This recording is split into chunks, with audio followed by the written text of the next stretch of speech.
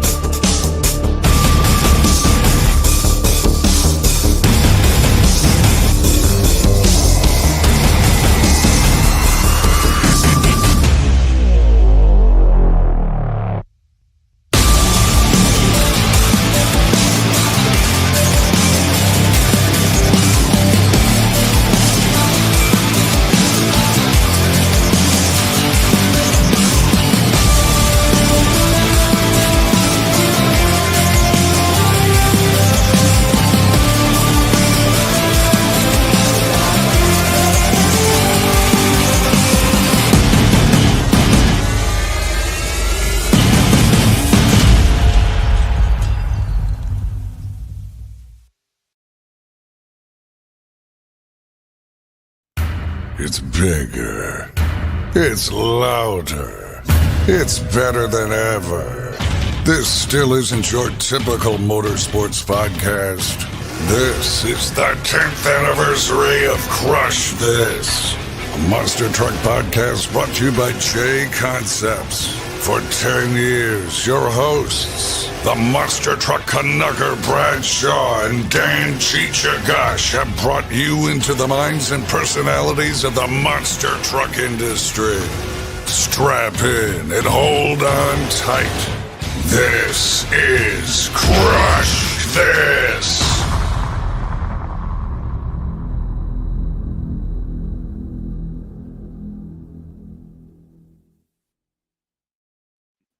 Man, what an intro. Oh, Tell you dude. that much. Yeah, to switch it around and everything like that. But man, I can't believe that 10 years, that's an intro. Want to thank Mr. David Lee. This was actually Brad's pull through this time around, and it's awesome. David Lee has been our intro guy from the very, very start. For us doing that, it had led to other people's podcasts and other people's shows, intros, like the Diecast collecting show with Ryan Albin, and all those other people. I remember him messaging me about that, but still having him doing that stuff for us, the iconic voice and everything like that in general. I got my high vis, so that's the cool deal with my Heat Wave t-shirt I'm rocking. I'm on the road right now, guys. I'm in Greensboro, North Carolina, week 2 with Monster Jam. I was planning on being back at the house, but Mother Nature had other plans. So the whole Midwest area got hit hard with weather. So instead of driving the semis through that harsh weather to go back to the shop, we went to the legendary Greensboro Coliseum. If people that watch our podcast, not outside of monster trucks in general, is a very, very historic wrestling arena. Yes, NWA, WCW. You don't know how many times they had matches between Ric Flair against Dusty Rhodes. I think also Greensboro was the home of the very first time Sting won his first championship against Ric Flair, I believe. They made a big deal. AEW made a big deal about that last year while Sting was retiring. Kind of big deal going on there. But we have 2 shows this weekend, one Saturday night, one Sunday afternoon. Then we'll head on back home, and then I will split from the team for a little bit to go to Atlanta, Georgia. If you guys watch on the Hall Brothers Facebook page on Facebook, they do a show called Tune In on Tuesday, and they were describing about what they were getting ready to do with the football truck. That was number 9, the truck I drive. We'll get that turned around and head on over to Atlanta, Georgia. We'll see who will win between Notre Dame and Penn State, or Texas against Ohio State. One of those 4 teams. The 2 of those 4 teams will face each other for the national championship and go for there. But that's where it's going to be at.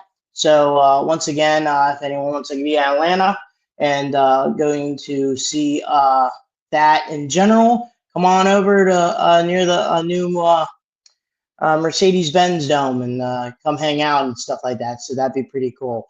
But that's what's going on for me the last couple of weeks. We did some shows. By the way, Happy New Year, Merry Christmas, Happy Hanukkah, all that stuff. Happy yesterday for Brad. Happy Canada Day again. A very important day for him. So that was pretty cool. But for once again, if I do want to do a quick little review about last week, we were at Greensville, South Carolina. A lot of green, but they sure like it around here. Both Mark Saturday afternoon made it to the racing final. Kurt made it to the racing final Saturday night. Mark won Sunday afternoon. So that was pretty cool. Mark's right now 5th in points, and Kurt's within the way it goes right there. So it's pretty cool. Once again, on Deeper Sadness with us in the podcast also, Kurt's father-in-law passed away Sunday. Prayers to him and his family and everything like that. The team in general too. A hard hit for him and his wife, especially going through what's going on. So much prayers for them when they're going through this test of time. But outside of that, that's going on to next week. I was about to say tomorrow. Tomorrow we'll be back on tomorrow. I'm just kidding, We are gonna have Johnny K based off of weather doing. I checked my weather in Buffalo, New York. He should be all right, but we be on the it's a teeter-totter, so we're gonna see. But we're gonna have Johnny K, the guy, the legend, TNT star of the awesome Buffalo Tremor monster truck, will be on and just come out and chat with us and stuff like that. So that's gonna be exciting. Be on the fly. If not, I'll try to get another guest in. If anyone wants to try to be on, that's cool. You just understand that you were going to be backup, but based off of weather, Buffalo, it just wants to snow whenever it wants to snow. There's no pattern. It's like, hey, I'm going to snow now. No, I'm going to snow now. So Brad knows exactly what I'm talking about up in Canada. Whatever they want to do, they want to do. But that's going to be our guest next week, and that's pretty cool. And can't wait for that. Also, one more person we want to thank is Mark Warner, MW1 Entertainment. We will have him later this month. We have a pretty cool old school guest that's going to be on at the end of the month too. So be prepared for that. He's going to do another interview like he did with Ken. I thought that was a pretty good feedback. A lot of people gave some good feedback on that episode, and I think that's pretty cool having him on. He's kind of the historian of monster truck industry, and he's a pretty cool friend of me and Brad. He goes all the way back to MTM2 also, so that's some pretty cool stuff. But outside of that, that's about me catching up for everything like that. Oh, and by the way, Brad, I am bringing back the Crush This vlog. You're more welcome to also. I know you were planning on doing some few episodes, but I'm going to do an episode here in Greensboro. I'm going tomorrow to see some NASCAR stuff. Some places in general, and may see a familiar face in the video, a certain maybe a past Gravedigger driver that won the World Finals back in the teens. So you may see him and he say hi, and we'll try to get him on the podcast pretty soon, and that'd be pretty cool. He has a cool job with a different. He's not with monster trucks anymore. He's in NASCAR. So that'd be pretty awesome in general. And actually, we got our first question for us, which is interesting. Kirk Nagy, who's been a long-time viewer and supporter, thank you, Kirk, for all the love and support you've shown us throughout the years. It says, question for you both. If you won the lottery and decided to start your own monster truck team, what would you name it? What would the body and paint scheme be like? For me, body, I'd go like late 80s, early 90s S10. I love those trucks. I've had 2 square body S10s. I've had the newer Sonoma style. That'd be the body I'd choose. What kind of body would you go for, Cheech? Well, you said decide to start your own roster team. What would be your name of it? So there's 2 questions there, Brad. So you still have to continue on with that. Well, I wanted to start with the body first. I'm not. You can start it off. I'm gonna create Steel Phantom. With that Steel Phantom, I'm gonna be probably a 2025 regular Ram 2500. I know our team runs a Rebel Power Wagon, and now pretty soon the RHO. But for me, I will go get the single cab 2500 regular standard Ram body truck and call it Steel Phantom. Paint scheme, black and gold, maybe resemble some of the Steel City of Pittsburgh, the Valley, blue collar folk. I would do that. A straight Hemi. I love working on them. Probably talk to Tim and be like, hey, let's put a Hemi package together. I'll get 2 motors from Brad Anderson, and and go from there, and be kind of fun. But for you, Kurt, I will answer the whole complete package. Okay, so for me, the body would be the S10. The name, I have 2 names that I've always kind of wanted to use. One is going back to the MTM2 days, the name that I started out using, the name Smash Squad, which was in MTM2 was a name that was already around, but I joined a team and that name got transferred to me.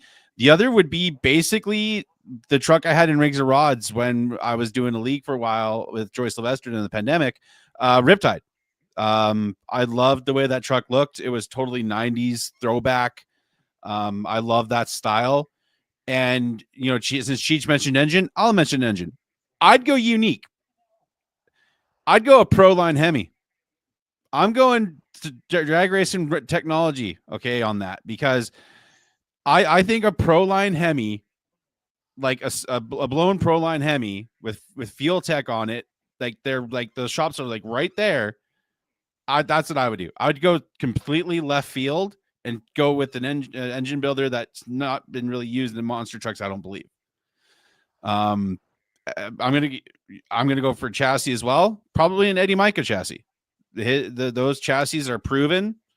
I'd want to if I had a second choice, Metal Shop. But then I would go with that. Me myself, since the Hemi is very for me would be the Hemi. I would just go with Dan Patrick. He knows how to put the engine right in there. His truck has it. You know, I seen how good, you know, the chassis are pretty good in general. All the chassis, including the ones that you named, are all good.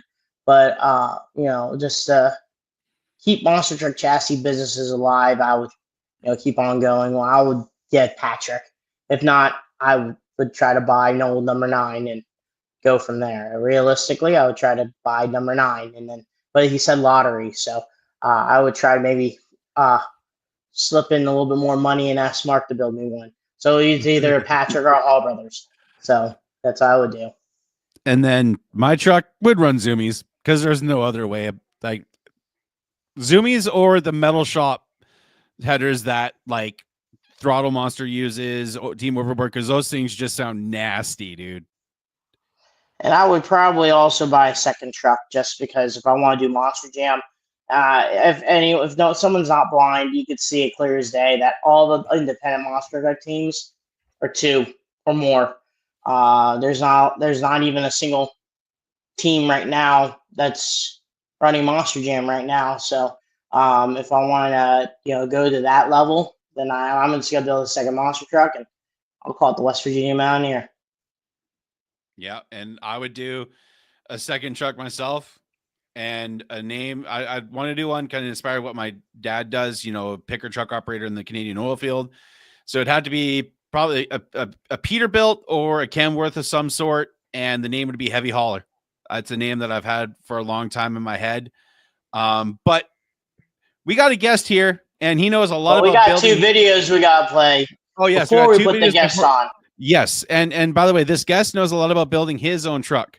So, you know, just kind of a hint who's coming on. But we have 2 ads to play. The first we're going to play is from our buddies over at MTA, Monster Truck Attitude, Steve Jones. We mentioned him in the intro.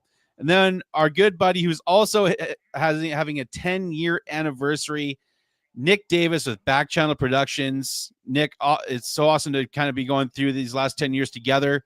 And he's been uploading more mud racing and sand drag stuff, so go check that out. But we're going to play these 2 ads, and then we are going to get to our very special guest, everybody, so stay tuned.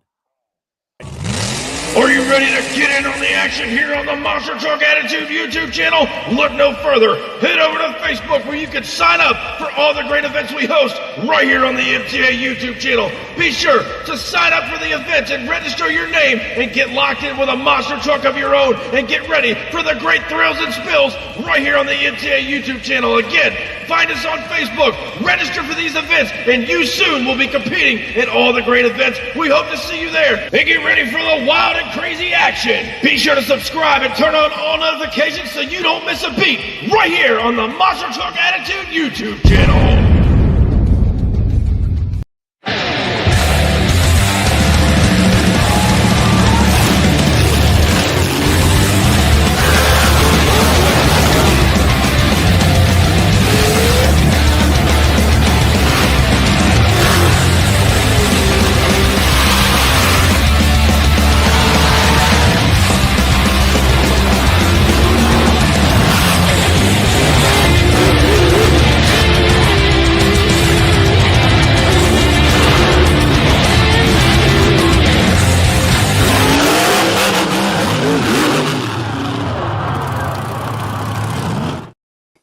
Ladies and gentlemen, we have our guest. He was on our very first episode 10 years ago, the one and only Joe Sylvester. Joe, how's it going, buddy? Oh, not too bad, man. Not too bad. Stoked to be back here again. It was cool for you guys to invite me for your 10th anniversary tour kickoff here. Yeah, buddy, you're the very first one. It's kind of interesting because in our very first episode, you just sold the old Bad Habit, which is still running today, which is crazy to think about. You build a piece that's still running today. It's now with some new owners over in Michigan, but we had you, and then the person that was driving that truck currently, Aaron Kane, and that was Quad Chaos. You know, when we asked you if you can, we're gonna pick your mind really, really further back, 10 years ago, about being on this podcast, because we were just we'll talk about later how it all started and everything like that. It was Brad's idea. I was tagging along. It was kind of interesting timing because I was going to go to work for Monster Jam, Fellow Entertainment there. And I started working for them because the first episode that I think me and Brad did was audio. So people, if you want to go back, we were on iTunes and Spotify, and it was an audio episode. But when we, if you went back and thought, when we asked you to be the guest, what were you thinking? And I mean, you also helped us out big time, being one of our first sponsors with High Octane Coffee, and all that. So thank you for that opportunity of being trusting in us and helping promote this podcast and this live stream and etc. And then so what were you thinking when we first started this? I thought it was awesome, man. You know, I generally never turn down an opportunity for any sort of marketing. You know, when somebody asks me to be on a podcast, I generally don't turn it down. And it was cool because there was, as far as I know, there was nobody really doing a podcast for monster trucks at the time. And it's funny because I was getting out of the sport and getting into short course off-road racing at that time. And now here we are 10 years later, and I'm doing the exact same damn thing. I got out of monster trucks and I'm back in short course off-road again. But, monster trucks will always have a place in my heart. It's something that I did for, literally half my life. My entire young adult life was spent out on the road with all of you guys and the fans and everybody, with monster trucks. So I'll never be completely out of it, I guess. I'll never walk away from it or turn my back on it. And I'm so stoked that you guys are still doing this after 10 years. No, not many people continue with anything for 10 years. It's crazy, the timing of everything. Like you mentioned, 10 years ago, you were kind of done monster truck at the time, short course, you're going into short course, same situation 10 years later. And it's kind of funny how that all works. I didn't think about it when I texted you earlier. I was like, hey, you want to come on? But by the way, fans, I found the very first episode on my computer. We're going to upload it at some point. I'm sorry if the audio quality is garbage. We had no good audio equipment at that time. So we recorded everything through Skype. So just for fair warning, it sounds like garbage. But it's crazy that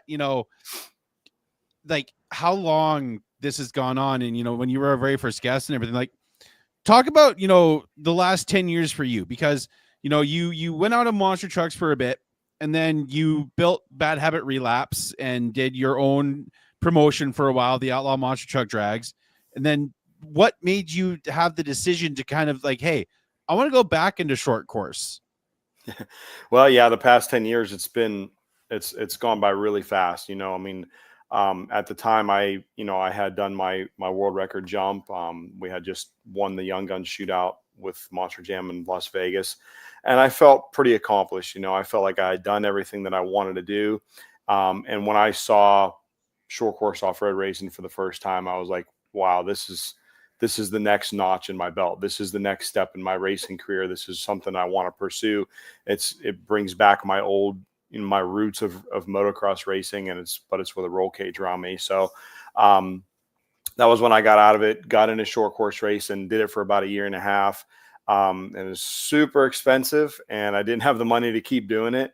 So I decided to go dirt track racing, and I was able to do that a lot closer to home. I was able to race locally / regionally, and really kind of make my living within the few surrounding states of Ohio for the most part. And I raced late models, and I got into sprint cars for 3 or 4 years. And but I always still had one foot in monster trucks. I was still flying in and driving. In 2014, I drove for Jimmy Cretin with a Bad Habit body on his truck, and that was a deal that kind of came about because I had sponsors that were they were coming into off road racing with me, but they still wanted to be on a monster truck. So that was I didn't want to turn away the sponsorship money. So I went to Jimmy and we worked out a deal to, work with the sponsors and my name on the truck. And I ran with him for a half a year. And then I was a flying driver for Monster Jam for a couple of years. And after a few years in sprint cars, I was like, okay, I felt I was doing pretty good with it. I was enjoying it. The risk is very, very high.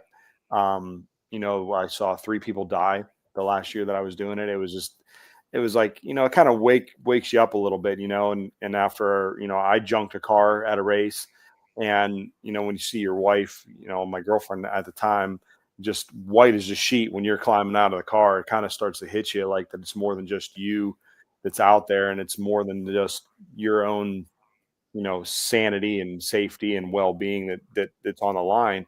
So I was like, man, I could go to the next level with sprint cars, but I don't really have the budget to travel, a lot. So I was still kind of around monster trucks, and me and Gary started working together a little bit. We had just built the Lone Ranger tribute truck, and I was like, man, maybe I ought to get back into monster trucks again. Maybe I ought to build a new truck, build it the way I want, and go out and do like I did last time, and just shake things up. Just try to go out there and give it all I got every single time I'm behind the wheel. Maybe do another record or something like that. At the time the speed record wasn't really on my mind. I just wanted to build a truck. I wanted to showcase it on social media, what you can do with your hands, and try to influence people to get out there and weld and turn wrenches. And because I always get the question, how do I get into monster trucks? And everybody's always looking for that easy answer. Oh, well, you just call this guy, right? And I tell everybody the same thing. You build one. If you really truly want to do it and you don't want to rely on anybody else, you build one. You learn how to build one, no matter how long it takes, no matter what sacrifices you got to make, if that's what you want to do. So that was kind of my mission when I built Bad Habit Relapse, was to show some of the build process through social media as well, and hopefully inspire some people to go out and do something similar, and then the rest is history. We did the Relapse, and then I got the John Kufleiner Chrysler Dodge Jeep Ram on board, and we did the Jeep body, which was kind of an idea over coffee between me and him. I just told him that I've always thought about doing a Jeep bodied truck. There's no Jeep body monster truck out there, and he's like, well, let me know what you need. I'd love to be a part of it. And he was sponsoring my Canfield show at the time, so then it was kind of a natural progression that we worked together on doing the Bad Habit Gladiator truck. And I was like, well, what would be the coolest thing to do, like to like unveil a new truck, but to go set a world record? And I was already going to be at Night Under Fire with my ride truck.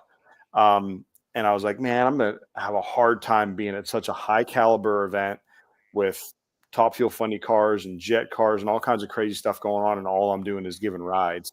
So that was when I came up with the idea to do the land speed record and do it at Night Under Fire. And when I pitched it to Bill Bader of Summit Motorsports Park, he was all about it from the word go. So I was like, well, I got to do it now. I don't know how I'm going to do it, but I'll have to figure it out. So, in a few short years, we did a lot. Then we did the Outlaw Monster Truck Drags, which was my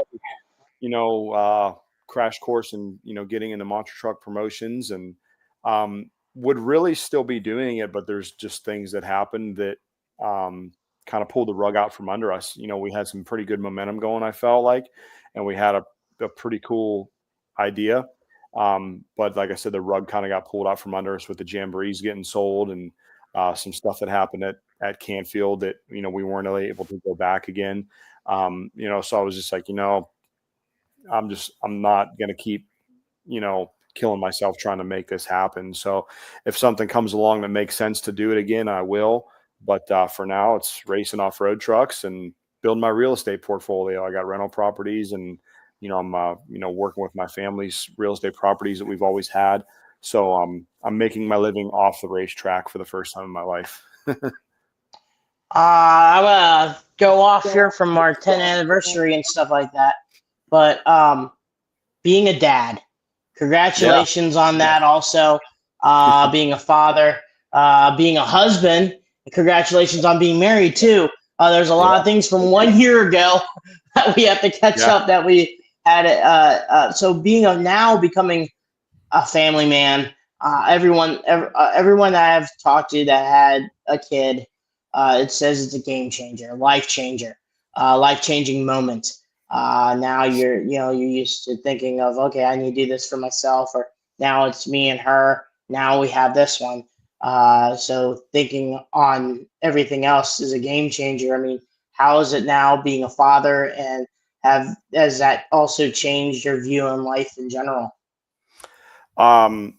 It's pretty rad, and to be honest, it's made me more motivated and more driven towards my goals, because my goals have always been not just, success for myself, because, my success becomes my family's success, and I want to build a future for my family.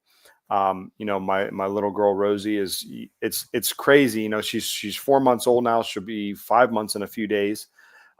She's already been to Florida, Indianapolis, Knoxville, Tennessee, Chicago, and as we speak, she just landed in Florida with Gabby for a week. She's going down there for a marathon weekend at Disney, and so she's been traveling. We put her in a little remote controlled Power Wheels, and I run her around the shop, and she absolutely loves motion, and she loves loud music. She starts to get fussy. We just crank the music up, or we put her in the back of the Hellcat, and I take her for rides in the Hellcat, and she loves it. She giggles, and there's no crying involved. She loves the thrill. I'm like, that's definitely my daughter. There's no doubt about it. And so I'm excited to, I guess, share all of my life's experiences with her as she grows up. And as I continue racing and traveling, I hope that she becomes a part of it. And I've done so many different things that, the world is hers. She can race anything that she wants. Maybe she won't even get into racing, but my gut's telling me she's gonna want to be involved in something. Hey, you have a fussy kid, put them in the back seat of a 707 horsepower Hellcat, let that supercharger go, and they'll be soothed right there. I drag racing on TV. She loves drag racing. She loves funny cars. She loves the cackling. Yeah. She loves the cackling of the headers. So she starts fussing and starting to get cranky a little bit. I'll put that on, and as soon as those headers come on and start popping, her eyes get real big, and she just sits there and she watches the TV. So it's pretty damn cool. I feel that's what my parents did with me too, because it's still at 33, almost 34 years old, it's still an addiction. Like, my wife gets so pissed at me with how much I watch old 90s NHRA and monster trucks and all this. And I'm just like, what? It's habit. It's a bad habit. Yeah, it's cool for sure. I know Cheech, womp womp.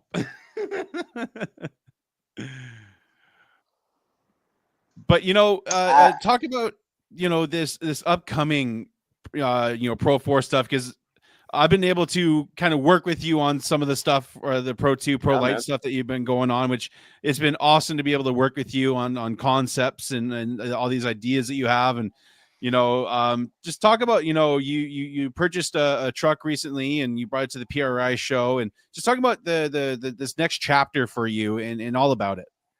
Yeah, it was actually, it was at the FFA convention, and I was at PRI, but the truck wasn't. But okay, the truck was at it was at the FFA convention. So, but no, I mean, that's what I raced before, was Pro Light. Obviously, it's a little bit more budget friendly than Pro 2 or Pro 4. So that's what I wanted to get back into. Plus, I kind of know a little bit more about Pro Lights and how to drive them and how to set them up and stuff like that. I bought a really established truck, so that's a good start too. You know, and we're not running a full season this year. I don't have the budget to run the full tour. We're running a handful of events, you know, trying to, you know, work on marketing partners and stuff like that to build a program. And we don't have any big partners, you know, and you've seen a lot of them that I've been having you do graphic renderings and stuff like that for. Nobody's jumped on and signed yet, but we've got still have some pretty good partners on board. And the latest thing that I had you do is probably what's going to come to fruition for the first race. And that was to kind of give the truck a theme like a monster truck. You know, if I'm going to go out there and there's not going to be any sponsors paying for me to be there, I want to use my personality and my showmanship like I always have in monster trucks, carry that into off-road racing, interact with the fans, and put a truck out on the track that they can either relate to or they just think is really cool. And it's different because it's not a big corporately sponsored truck. It's a truck that actually has an identity of its own. So when the time's right, we'll release the information on that and pictures and things like that. I'll probably do something cool on iRacing. I'm on my simulator right now. After I jump off with you guys, I'll be racing tonight, but probably do some sort of reveal on there. I did that with my sprint car before. We revealed a livery on iRacing, and I put so anybody that has iRacing could go on my social media, get a code, and join the race that night and see the truck for the first time. So I think that would be kind of cool if we do something like that, and then obviously blast social media with what we're doing for the first race and what the truck's going to look like, and t-shirts and all that kind of fun stuff. And I gotta say, before you ask your next question, Cheech, it looks sick. Like this idea that you've whipped up, like when you texted me, and I'm like, dude, I am all in on it. You know, and obviously we're kind of debuting a little something we've been working on. If you look underneath Joe there on the stream, the new Joe Sylvester 8 logo that we've kind of whipped up, and if you know, you know about the logo. Yeah, if somebody sees it, looks at it close, and they pick up on what that is, that'll kind of give away what the wrap's going to look like on the truck.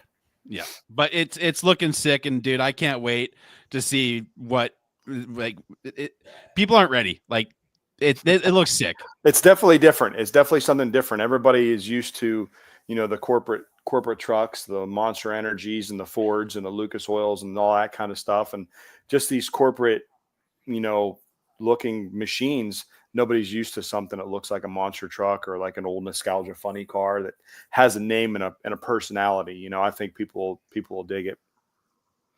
So for the fans that are watching our program right now, they probably heard of the short course off-road racing, but can you give a little spec and a description on what you drive? Yeah, it's short course off-road. Everybody thinks like trophy truck. It's kind of like it's kind of the same family as a trophy truck. It's off-road truck racing, but the trucks are way different. Trophy trucks are big and they're a lot heavier, much bigger suspension travel, bigger tires. They got a co-driver, you know, spare jack and tires and, you know, all that kind of stuff. Ours is a sprint race. Ours is a short race in front of a crowd. No pit stops, no passenger, no spare tire on the back. The trucks are super lightweight, they're super fast, and they're super nimble. And the best way I could describe it is like motocross in a truck. It's like supercross, but with a roll cage around you. We fly through the air. The trucks crash into each other. It's rough and rowdy as it gets. It's what everybody wants to see in racing. People want to see guys racing hard, banging doors, and that's exactly what off-road racing is. It's just by nature, it's a violent sport. And the class that I race in is called Pro Light. The trucks are based off of a mid-size truck as far as the size. So they're a little narrower, a little shorter wheelbase than, say, like a Pro 2 or a Pro 4, which is based off of a full-size truck. And they're actually quite a bit bigger than a full-size truck. They're like when you put them in a trailer, there's the entire width of a trailer. You know, kind of like a dirt late model, how wide they are. That's the way a Pro 2 and a Pro 4 truck is. They've got more suspension travel. We're limited to 12 and 14 inches of suspension travel, about a 32-inch tall tire. We run the whole class runs the same engine. It's a LS, I think it's LS3, and it's a 525 horsepower, you know, crate engine, race crate engine from GM. And the trucks weigh 3,000 pounds. So 500 plus horsepower, with 3,000 pounds, they're rowdy. They're rowdy. They get down and they're a handful to drive. And I actually I uploaded a picture here of the truck that we've done that you had for the FFA show, the UTI truck. Yeah. Yep. So the truck Joe has is a Colorado, I believe. It's a Colorado ZR2. I know this is a Ford on the render, but they didn't have a Colorado render, so the Ford's kind of what we've been using. But it's like I've messed with the Pro Lights in iRacing, and I can't do it. Pro Light or Pro 2. I'm Pro 4. I suck. If people want to get a good perspective on the short course stuff, look at Crandon. Okay, search up Crandon any year. Going in, even in iRacing, going into turn 1 in Crandon, 5th, 6th gear, and you're side by side with people. And I race in VR and iRacing. It is a rush. You got to be on that wheel, that first corner at Crandon, or else shit's gonna go sideways. Yeah, it gets ugly in a hurry there, man. It's definitely a rush. You're going into that corner at 100 miles an hour. You do the land rush start, so it's like a motocross style start where everybody lines up, and it gets wild, man. Everybody's going for broke, and it keeps you on your toes, that's for sure. And then unlike on the sim, you've got mud flying in your face and you're pulling tear offs nonstop. It's wild, man. We're going to talk a little bit about your dirt tracking here for my question, because the last 2 years, I've always been a fan of the wing sprints and late models and modifieds and stuff. But last 2 years, I've been watching the Silver Crown wingless sprints during Indiana Speed Week. And I have to say that has to be the most, for me, watching them run, it puts me on the edge of my seat, because I swear to God, seeing them around turn 4, and it looks like the front tires are not even touching the ground. And it's just, as soon as the tires may touch the ground, they're finally turning. And compare for you, Joey, driving both those type of cars. I feel like, the wingless sprints would probably be putting you on the edge compared to a wing sprint car. But I mean, how is the two different? They're very different. Wingless sprints versus a wing sprint car, two totally different handling characteristics. Yeah, the car is essentially the same. A non-wing sprint car can be set up with a different axle and stuff like that, maybe sway bar in the front. But for the most part, they're the same car. That wing at 100 miles an hour creates, I think it's something like 1,200 pounds of downforce on the left rear tire. So when you go into a corner in a wing sprint car, and some of these tracks you're doing 140, 150 miles an hour down the straightaway, you do not lift. You absolutely do not take your foot off the gas, because if you do, the car, it unweights off that left rear and it wants to pull right into the wall. So you have to be fully committed, wide open. Sometimes you'll drag the brake a little bit because it's a live rear axle with a brake and it's got just a left front brake. So what it'll do is it'll help kind of turn the car. So when you're going into the corner, the car kind of sets down on the left rear and you'll feel it just drive through the corner. So you're actually leaned into the corner as opposed to, leaning to the outside like you are in most every other vehicle when you go sideways. So it's definitely a different mindset you have to get in a wing car, is to be able to drive that thing wide open and trust the downforce of the wing and the setup of the car to drive through the corner that fast. You get in a non-wing car, you have all that same horsepower. The car barely weighs 1,000 pounds plus the driver, and there's no downforce, absolutely none. They'll still have the same kind of straightaway speed, sometimes more, but then you get into the corner and if the track is really, really hooked up, you can drive it in there damn near wide open. But you have to generally, get out of the gas and get the car rotated around, and the car will be bent so far in the corner that you're actually looking sideways out the side window to see where you're going around the corner sometimes. And yeah, the front wheels come up off the ground, they'll dance around, they'll grab traction, and you're rolling into the throttle, and it's just, they're trying to kill you every step of the way. I love non-wing racing. It's for me is the most fun to drive, and the racing is is incredible. There's so much passing and stuff like that going on. It's nuts.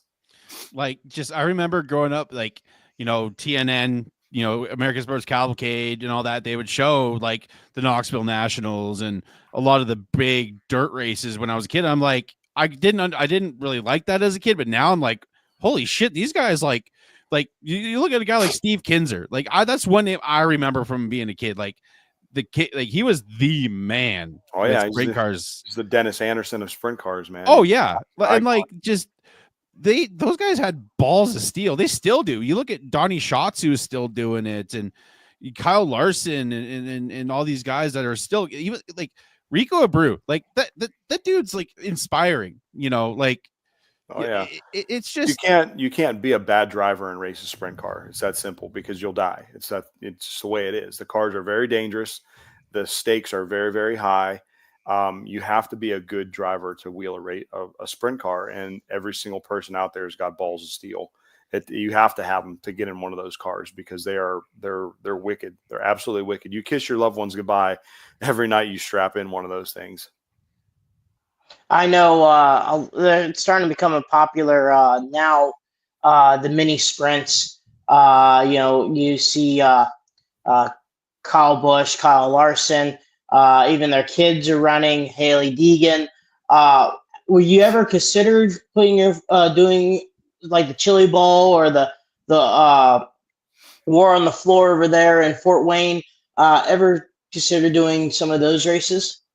I'll jump in and race anything, anytime, anywhere if somebody gives me the opportunity.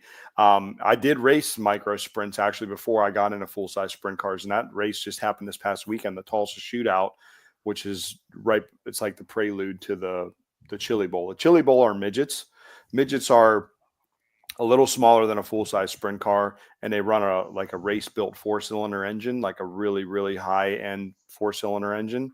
And then a micro sprint's like half the size of a full-size sprint car, and they run a 600cc sport bike motor on alcohol.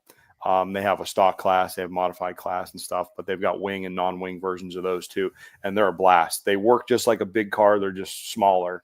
They're a lot of fun. The racing's just as exciting. I'd love to see you get in like a pro mod or a top alcohol funny car or something. I could see you. It's coming someday. Dude, I could see you doing that. Like, and I feel like you'd bring like an Al Hoffman-esque attitude to it, just like I was trying, when I was deciding what I wanted to do, this past year I kind of took off. I just raced BMX bikes and go-karts and stuff, just to kind of stay behind the wheel of something. And, I was trying to figure out what I wanted to race, because I'm not done with my racing career yet. I still want to keep pushing forward and earn some respect in some other motorsports too. And the one thing I promised my wife I wouldn't do is a 410 sprint car again. That was the only thing she ever asked me. That she didn't ask me, but she said she would prefer that I didn't race those again. So I, off-road racing was always kind of in the back of my mind. Just unfortunately, everything is far away. All the racing is far away, and it's extremely expensive to do. But I was honestly thinking about nostalgia funny cars. I put a lot of thought into it. I know some people that do it, and I was really, giving it some serious thought, but off-road racing kind of pulled me back in. And I was helping a buddy of mine last year, Ryan Beat, with his team, and I was driving the rig and helping crew on the trucks and stuff like that, and going to the races and seeing some of my old friends to the track and just getting the buzz for that sport again. And I was like, I don't think I gave this a fair shake. I don't think I gave it a fair shake, or it gave me a fair shake. I got out of it kind of quick and didn't really get a chance to hone my skills and really, move up. So I wanted to do it again. I wanted to give it another shot. But man, someday I probably will end up drag racing. I've always loved drag racing. I love the hot rodding aspect of it. I love the cars. Love the personality of funny cars and stuff like that. So I've even already have been talking to the Frank Hawley school about going and getting my NHRA license and all that stuff for, you know, for the different classes and everything. You got to kind of work your way up. So it's definitely something that could happen in the future. Be pretty cool if you did the Challenger class. You know, they kind of have you know, the Hellcat and the Camaro and the Mustang, stuff like that. Or Kind like of the stock, factory, but the factory big stock money. shootout or factory, whatever.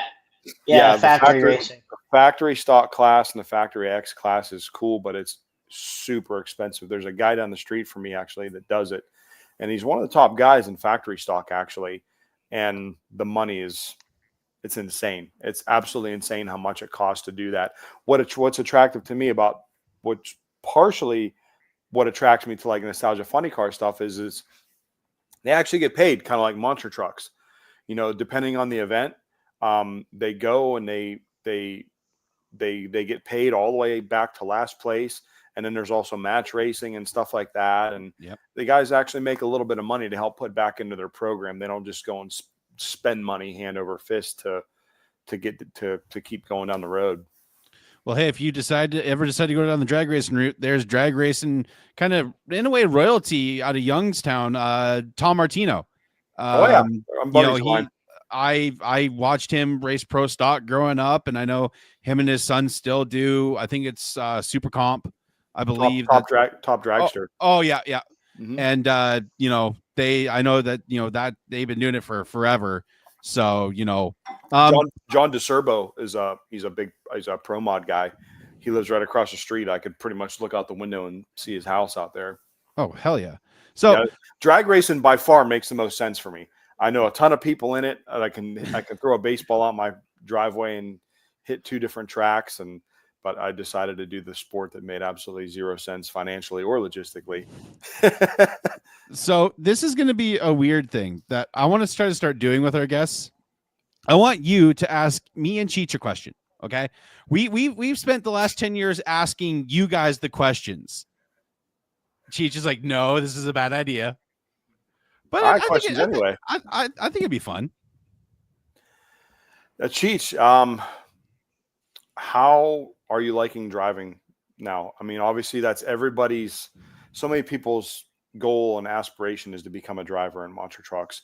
And unlike some people, you know, you've worked your way up. You started at the bottom, you crewed, you put your time in, you paid your dues.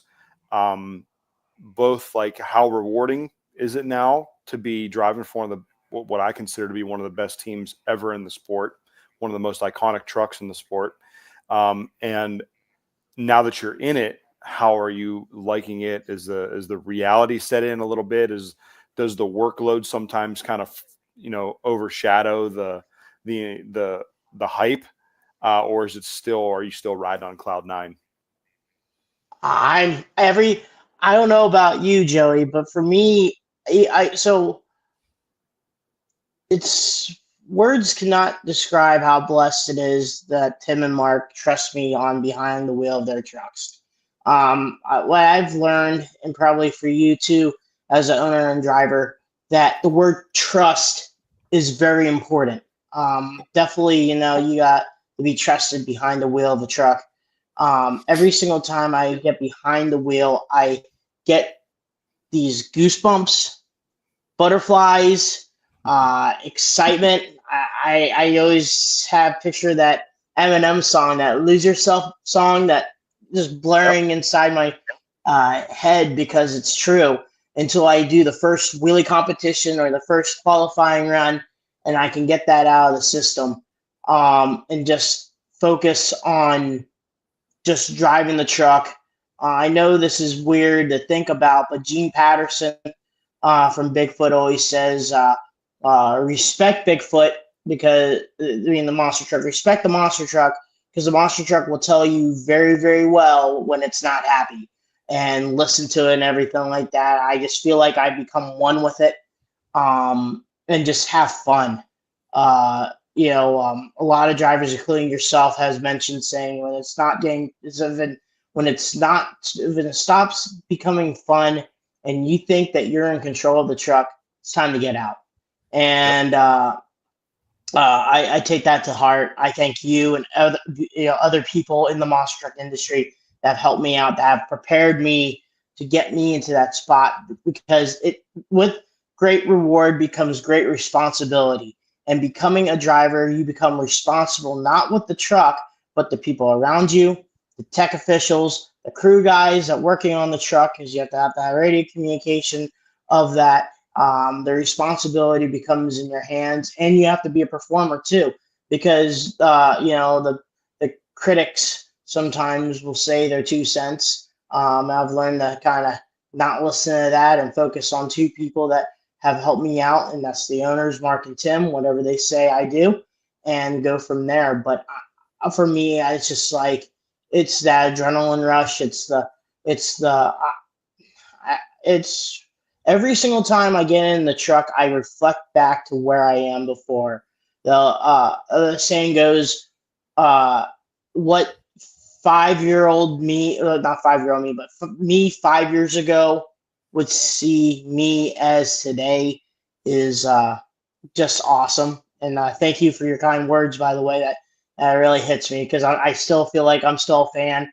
I still look up to you. I still look up to people in general as a fan. And, I still think of myself still sitting in the stands in 2011 at Indianapolis, watching you driving the Bad Habit. I was up in nosebleed section, just, hanging out with my friends and stuff like that, watching, you taking on Jimmy Creedon, or you taking on, Damon Bradshaw in racing there. I mean, it just still mind boggles me, going to the Jamborees and seeing Mark and, racing his truck and all that jazz. I still, me personally, I feel that way. I guess that's a good thing.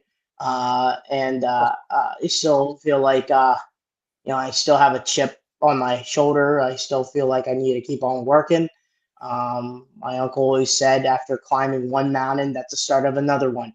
So I know that's a lot information, but I'm still on cloud nine, and I still will be until I could be still driving 10 years afterwards. I just don't know. I just love these things.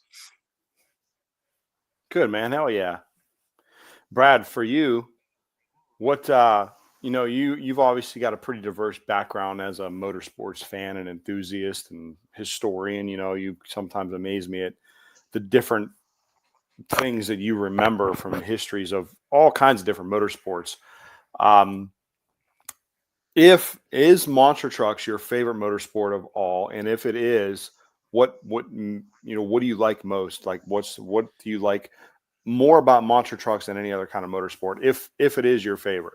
So first off, I blame the autism about the facts and knowing so much stuff about like drag racing or monster trucks. Oh man, that's a tough one for me, because I first fell in love with drag racing, but then monster trucks, growing up in that TNN era, it was always there.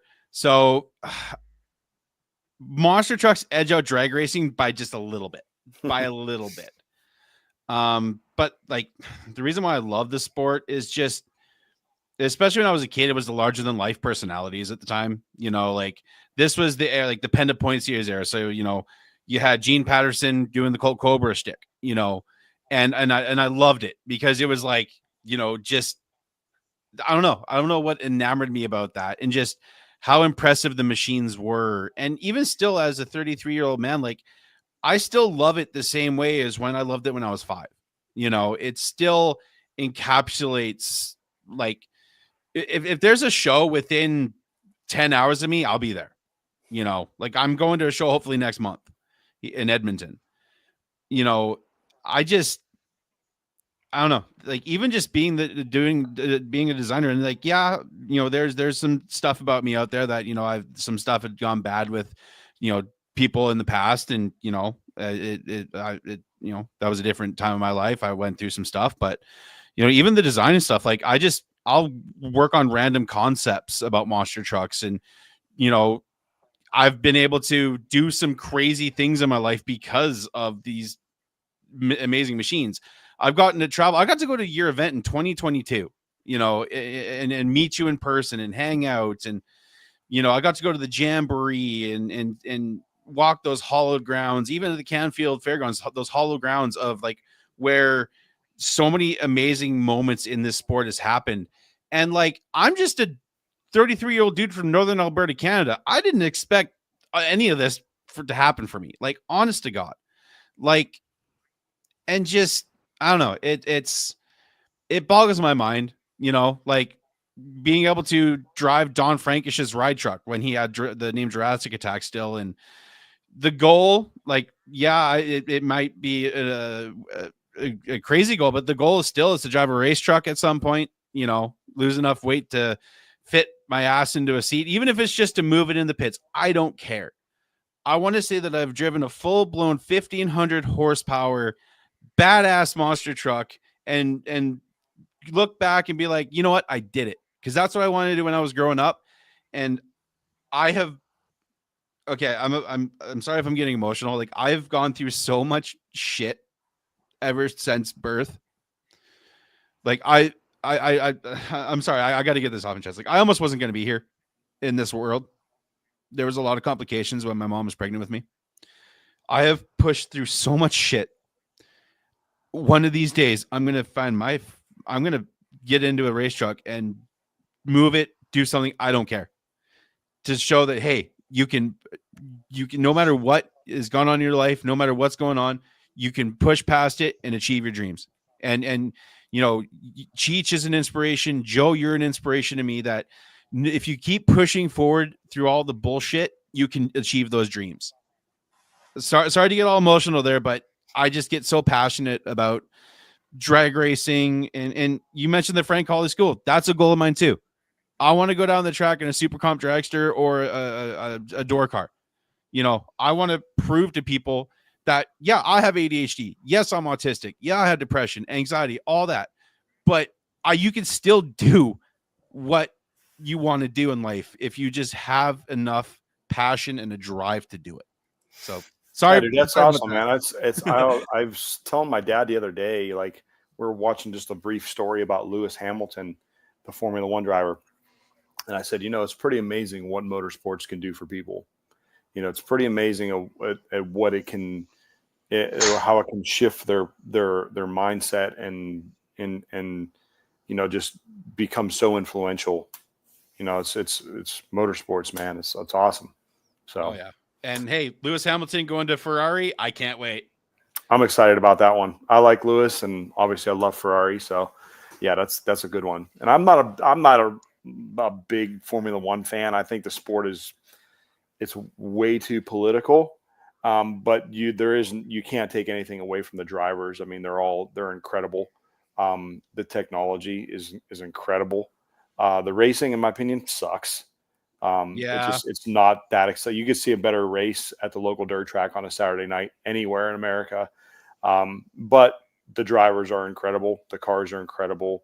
The technology is incredible. Just unfortunately, the sport's way too political for me to want to follow along with it. I just get more and more frustrated when I hear different things. But I'm excited that there's I personally, an American manufacturer.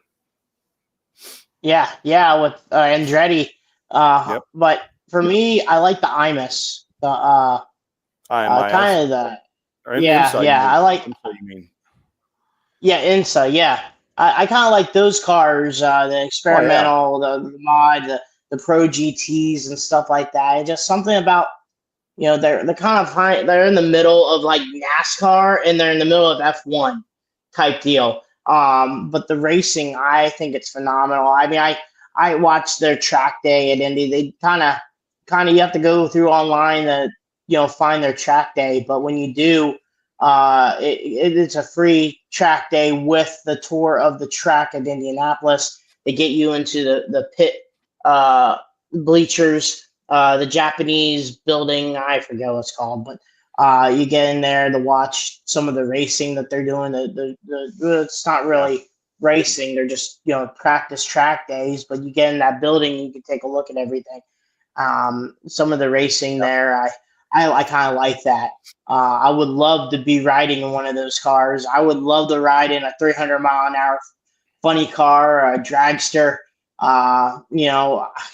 It'd be a dream of mine to sit down, watch Greg Anderson or Jay Coughlin, going through all the gears on their pro stock cars and stuff like that. And The one thing that I kind of like dig about PRI is outside of thanking all the sponsors that help, Hall Brothers Racing going around and seeing the diversity of people, seeing all the drag racing people, hanging out with Brian Loans.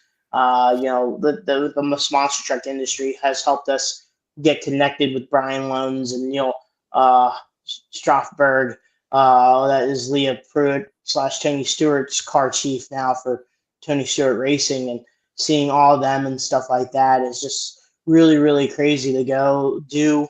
The connections and everything like that we all had. 10 years later, Brad's doing graphic design for some top monster truck teams, sometimes dabble a little bit with NHR teams. Hopefully they will pick him up and go from there. And me working the ladder, it's crazy. I've been doing this podcast and climbing this ladder up to where I'm at now. And, and for you, Joey, doing so much. I know the guys joke around saying you're the Dale Earnhardt of monster trucks, but to me, I think you're the Tony Stewart of it. That was a joke that spun wildly out of control there. Yeah, but still, if there was a driver, I would think that would fit your persona would be Tony Stewart. He drove everything, and now without Carl Larson, but still, there's not a lot of people that like what you have done that can get on a monster truck. High-speed go-kart, a mini sprint, late model, sprint car, wingless, trophy, pro light, dirt racing. It's just the diversity that you have put yourself in. Not a lot of people can say that. I love anything with a steering wheel, man. Any chance I get to go fast and just be one with a machine. It's what I love. It's what I live for, and the competition side of it, it's super fun. So it's what makes me feel whole, and it's always has. So, but and want to take any questions from people before I jump off? Yeah. First, before that, I just thought the Dale Earnhardt. No, you're the Ricky Bobby. You just want to go fast. Yeah, I just want to go fast. Yeah, that's right. So our buddy Kirk is asking a question. It says, "Question for Joey: sprint car or late model? Which did you enjoy most?" Sprint car for sure. Sprint car for sure. I liked late models. I liked the racing aspect of sprint cars better. I liked the way everybody raced each other with a lot more respect because, like I said, the stakes are so high, and that's part of what I liked so much about it. You didn't spend a whole lot of time fixing crash damage in the sprint car. You were spending your time, trying to make the car go faster. Another one. I like this one from Gregory Nagy.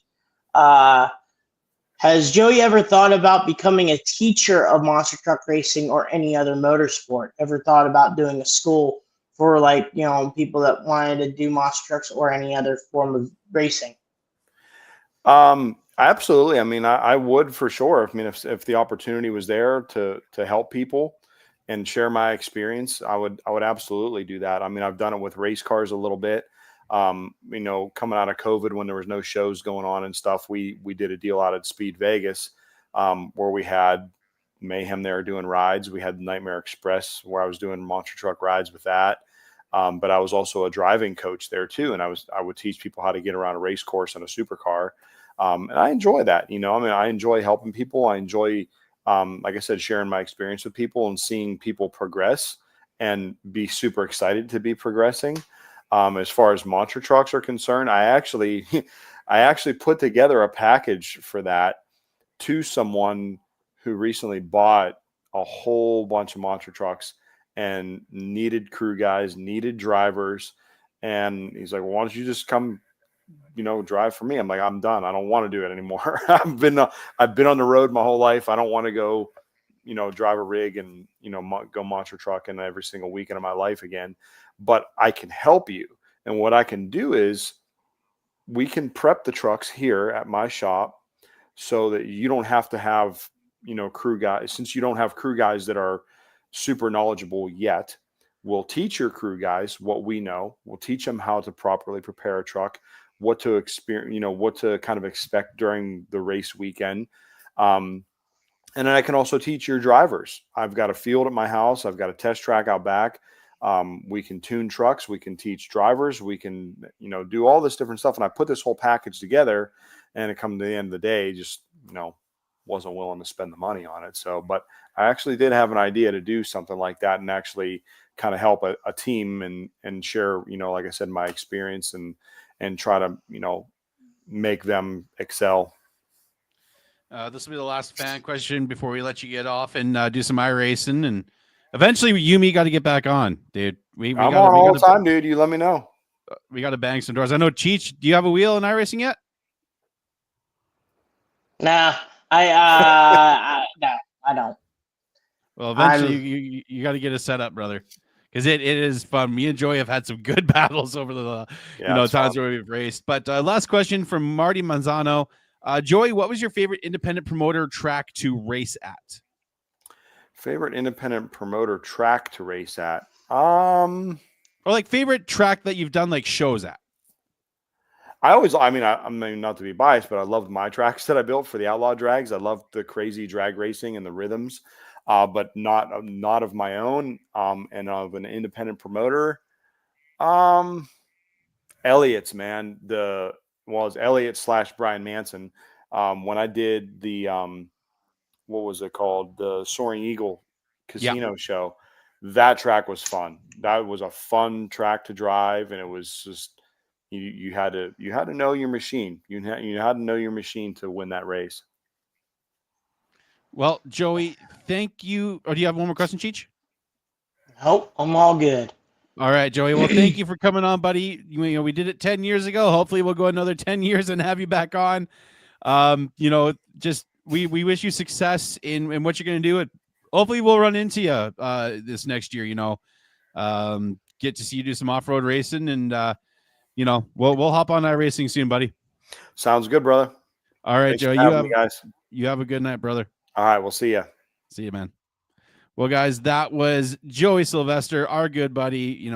Dude, it's crazy that we get to have him back on, and so we'll go a little bit longer tonight. Screw it, why not? What do you remember about when I sent you that first message about coming on the podcast? Like, and I'll get into like the backstory about how I got the idea, but like, what do you remember about like, hey, you want to start a podcast? I was like, well, I was kind of iffy at first because I was like, what do you want to do? Then you explained to me how this bottle of water has ice in it. Explain to me how it was like Jeff Richards and Monster Truck Radio. And I was like, oh, all right, shoot, I'm down with that. But as soon as you let me know about this before we started, I get the email and phone call from Eric Swihart and Dustin Brown on working for Feld Entertainment and Monster Jam in late 2014, which is also crazy. We're celebrating 10 years of, 10 years of, you being in the industry. This, and now 10 years of me. Mm-hmm. Yeah, like 10 years of you doing this, but also 10 years of you working actively in the monster truck industry. It's cool how it all comes together, man. Yeah. And when you talked about that, so at first, to be honest with you, you had more guest co-hosts than me being on episodes. I think I was in like the first 3, but then afterwards I had to kind of drift off because I got told to maybe back it down a little bit on it because they were afraid of me maybe leaking out information that was, not feasible. And I understood that, but we had to prove to people that we weren't going to do that. We had to prove to some of the industry people that we were here to learn about the drivers, learn about the crew guys, learn about the RC racers, learn about the track people from the past, stories they have told, stuff like that. It's about the individual, not as the industry. Like I said, when we had plenty of episodes in the beginning, if you wanted play-by-play, at first we started doing that. We did weekly stuff like that, but it got very tiring for Brad because Brad was the one that had to keep all the information and figure out what was going on. I gave him some of the information on what we were doing at like in San Antonio or Houston that week. But it got very tiring to a point where I told Brad, I was like, if people really desperately want to get information from that week, Monster Truck Collecting does all of that. Monster Truck Then and Now, Facebook groups that are on Facebook will give you as much information as possible for your monster truck need in general. That goes around for that. So we wanted to be something different. And this different age is to talk to people and going around and learn about them. Brad, we first started. Man, let's go back here. When we first started our shows, it was actually on Skype. Yes, it I was. think. So, and then go ahead. So also I wanted to mention at the beginning, shout out to Dallas Glenn Rogers, because he was the original voice of the podcast.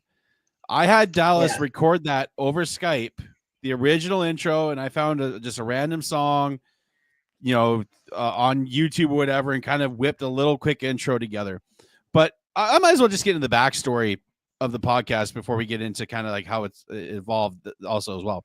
So it was 2014. It was like October 2014, and I was working at Party City, and I was just seasonal employee working, the costume wall there around Halloween. And, I was huge into podcasts at the time. Stone Cold had a podcast. Chris Jericho had a podcast.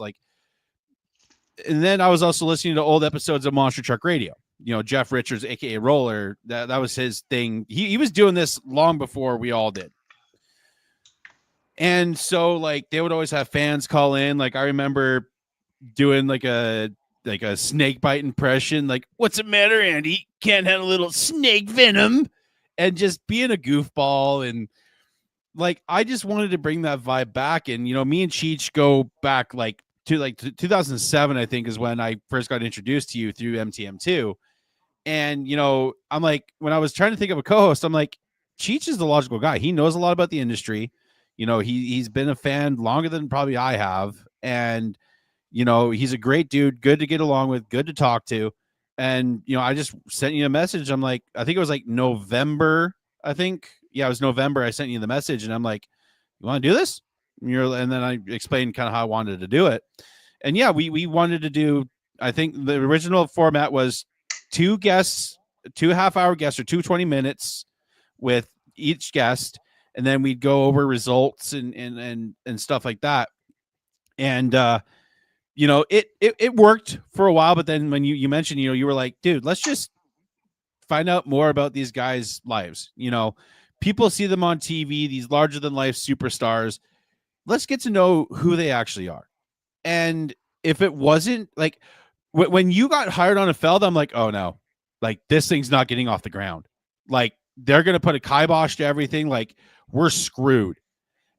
But I kept it rolling. You would do episodes occasionally whenever you had time. And I didn't even think we were going to last 5 years. Okay. Not less than 10.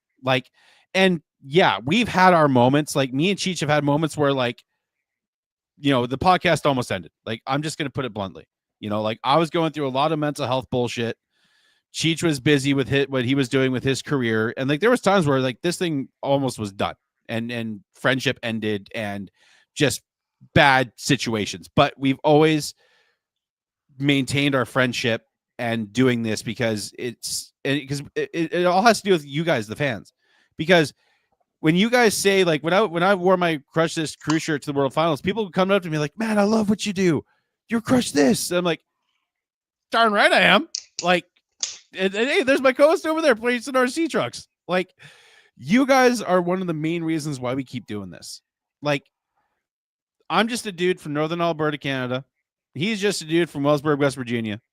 But somehow, this crazy, stupid world of monster trucks, we've been doing this 10 stinking years, and we're not stopping, guys. I want to say a huge thank you to Cheech, because behind the scenes, for a lot of the time, Cheech was he was doing a lot of stuff that you guys didn't know. He was helping out. we do this podcast out of our own pockets, and Cheech was that for a long time because I was going through a lot of stuff. And I appreciate you, Cheech, for all that you've done for this podcast, for the guests that you've gotten, for just being a huge driving force behind this. Like, I appreciate you, brother. Like, you are like you're a brother to me, like plain and simple. Like, no matter what happens, if we keep doing this another 10 years, 5 years, a year, you're always And gonna when be my he brother. has, let me say this 1 second. When we talk about call your friends and family, it's not any bullcrap. When this guy has an issue and he has something on his mind, he'll message me saying, "I'm not feeling good today." Yeah. And I'm like, "What's wrong? Are you sick?" Or he's like, explains to me, and I was like, just keep on keeping on. Try to maybe see something else, or you know, I would say this bluntly, smoke a doobie. And he sometimes does that. You know what I mean? Like, you know, I don't know if he's in Canada, so I mean, I think he can vouch for that. But Hey, you know, I'll say this. I'll say this. Weed saved my life. I'll say that. I don't care. Weed saved my life. But like it. But like yeah, I've messaged Cheech. Like, I've called him crying my ass off. Like, you know, I'm not gonna lie. Like, my mental health struggles. You know, it's costing me graphic design jobs. It's costing me friendships. But you know what? Like, you shouldn't be ashamed of what you got going on in your head. And I've learned that over the last 10 years of being diagnosed, because I got diagnosed 2014, 2015. So it's been 10 years of when I got officially diagnosed. And, you know, Cheech has been there, stuck by my side. And even if Cheech has something going on, he'll message me. You know, the check up on your friends and family isn't bullshit, guys. There's a reason why we say it, because when mental health started becoming a bigger problem in my life, I wanted to make it so people knew, like, hey, it's okay not to be okay. You know, that's why we've always said that. And, you know, we're going to continue saying it till, you know, this show eventually ends or whatever happens. But guys, like, I appreciate you guys, the fans. Like, it's so cool to see all the support that me and Cheech have gotten throughout the years. And like, when I was at World Finals, like I said, you guys came up to me, said, "What's up?" You know, I appreciate that. When you guys see Cheech, hopefully, you know, we got some cool stuff planned for this year, guys, like big stuff. Should I let them know the one guest that's kind of confirmed? We just don't have a date for them yet. Should I announce that? sure. Okay, guys. If you guys watched TNN Motor Madness, there, you always saw Scott Douglas and Mike Hogwood. There's a third person, Dan Moriarty, ladies and gentlemen. Dan Moriarty is coming on the podcast in 2025, probably within the next month or two. I'm excited because that's like one of my favorite eras of Watch Your Trucks. Yeah, I'm pumped. You know, that is like a cool get. Like, I messaged him on Instagram like 3 years ago, never heard back. Found a website, shot him a message, was like, hell yeah, I want to do it.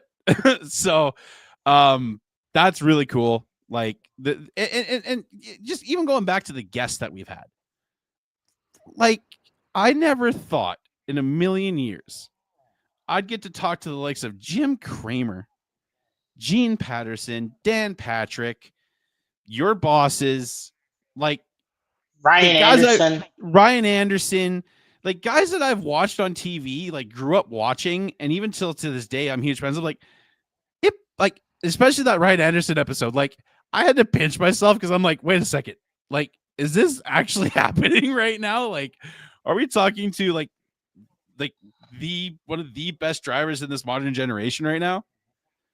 And you know, like, and the cool thing is we, you know, we bring back people too. And what I want to give a big shout out to the Joey Sylvester, you know, Aaron Kane, Brandon Darrow, you know, Derek Hansen, the drivers and crew members that opened the door for us to interview them at the beginning.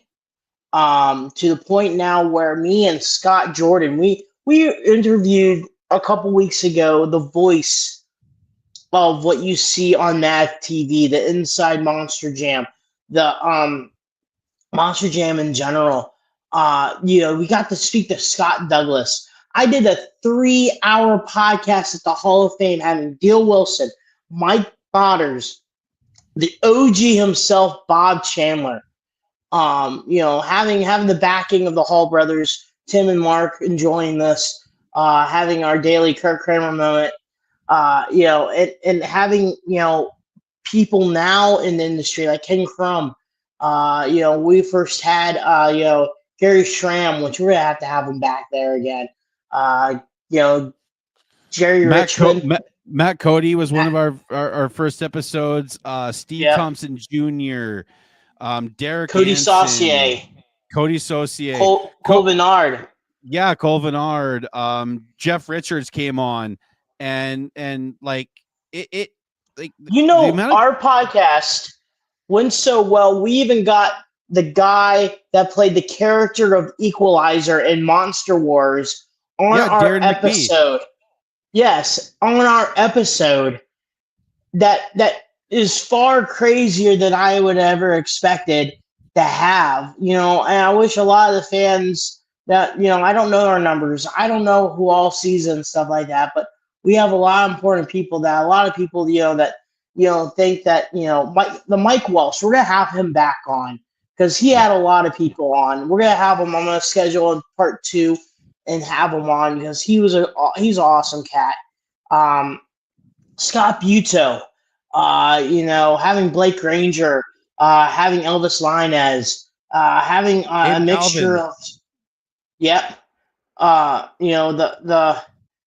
Too Tall. We can go on. We're now entering the domain of people in the Monster Jam world.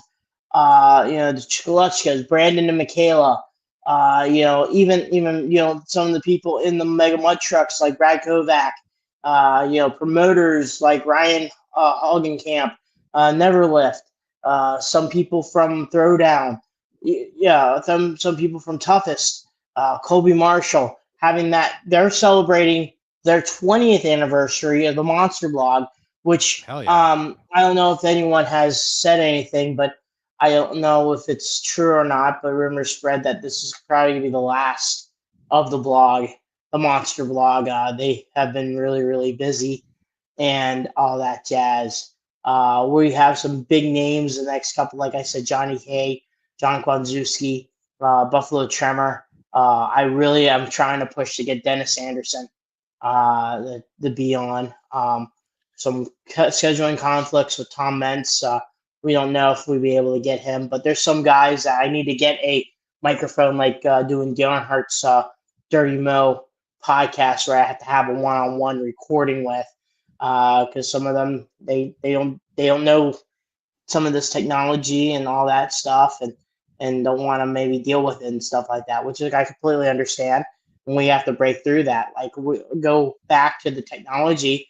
If it wasn't for COVID, we wouldn't even done this live stream. You know what I mean? We wouldn't have known about it from them. Yeah. Huge shout out to Monstercast at the time, Mason Paul, who is one of the hardest working people in monster trucks today. I'm saying that right now because I've seen him work in person at Edmonton Monster Jam. That dude busts his ass. And Cam Migas, because and shout out to all the other shows. There's been other shows throughout the last couple of years. Monster Truck Outlaws of the West, Monstercast, Throttle Out. Shout out to those guys. It was a cool couple of years when everybody was doing shows. By the way, I found a throwback. I got to play it right now. So give me a second. Come on, play it. Why aren't you playing it?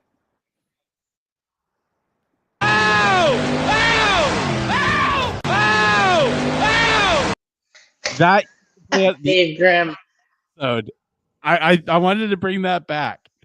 So I have it on there. But like Cheech mentioned, we want to get Dennis on. We want to get Tom. I'd love to get Bob Chandler back on. Cheech interviewed Bob Chandler at the Hall of Fame years ago. And that's a goal of mine this year, is to get to the Hall of Fame. So me and Cheech can hopefully do a live episode from the Hall of Fame. I think that would be cool that we could be integrated into their program and do an episode live for you guys, because I see a lot of cool like people doing live podcasts. I watch Spit and Chicklets and stuff like that. So I think that'd be really cool to work with them, and screw it, even work with Feld, even though they have their own podcast. I'd love to work with whoever. I don't care who it is. This year is going to be our best year yet, and I'm excited, guys. Like the stuff that I have in my head planned, I'm going to say right now, I'm waiting on a couple things, on some government stuff, financial stuff. I'm hoping everything goes good. I'd like to get some flags ordered for whoever wants to run Crush This 10th anniversary flag on a truck. I think that'd be really cool to see some of them, some of that floating around. My mind's always thinking of some crazy ideas what to do with this, and on a hope and a prayer they'll happen. And again, I just want to say a huge thank you to Cheech, because like he gets like so much of the guests, and like I appreciate you, Cheech, and what you've brought to the podcast, and it's so cool to see your growth beside the podcast to being a crew guy with Feld, and then being in the independents, and now driving. Like it's been such a blessing to see your growth in the industry at the same time as we're doing this. Like it's so cool, dude. Oh yeah, and especially with you too. How many trucks can you name right now that you could be like, I did that, I did that, Yeah. I did that, I did that. Yeah, like you said, you have dropped the ball, but the thing is, different than anything else, you pick up that ball. You don't walk away from it. You pick up that ball and you keep on going. You learn from your mistakes and you keep on trucking. So you have other opportunities and stuff like that to go on and make other trucks and make stuff like that going on. It's very exciting, and the design that you be hopefully coming up with to show Tim and them about that new RHO. It'd be pretty cool to show.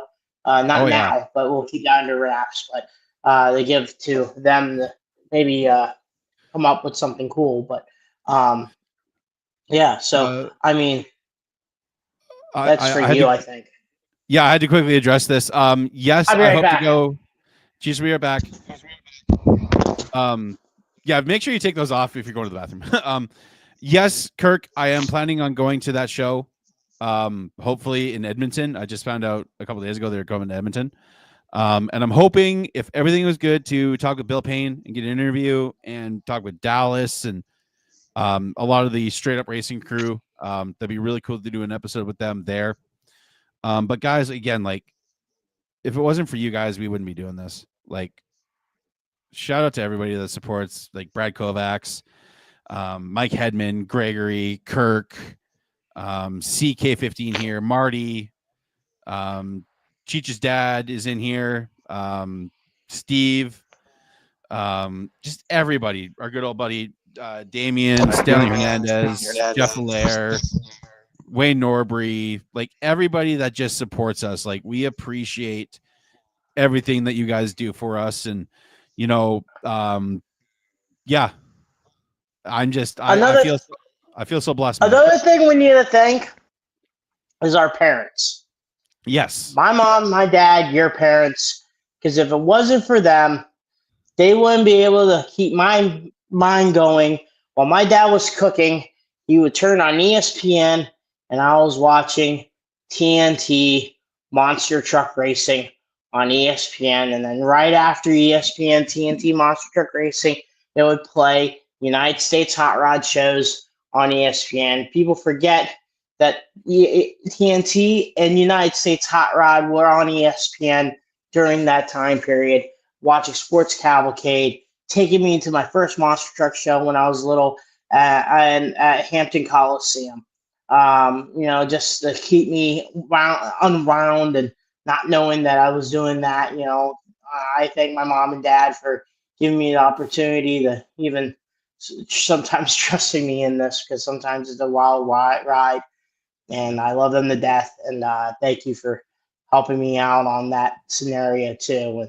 And I don't get to see them a lot. I don't get to see my very close friends and family over there in West Virginia, but I know they're out there supporting me and watching me in every single thing I have done. I have friends all over the United States, from Feld all the way around here, in the St. Louis area when I RC raced, plus up in Canada. I met Brad in 2016, and then I met him again and came over with the Kaisers for the 2022 trip. But man, yeah, Brad, off kilter. I gotta thank my parents. Oh, Yeah. and I got to thank my parents. I got to thank my parents for back in 1991 choosing not to abort me, because that was an option that the doctors gave my parents.